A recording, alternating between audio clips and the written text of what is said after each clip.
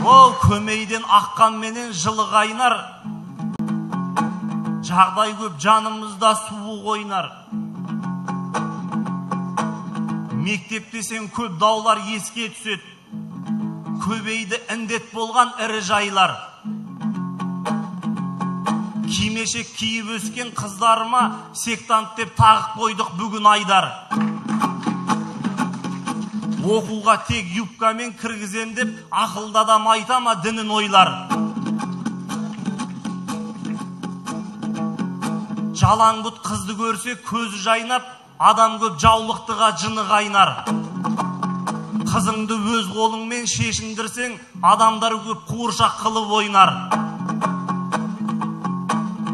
Онсыз да сәбилерге зорлық жасап, залымдар көрсетіп тұр бүгін айбар.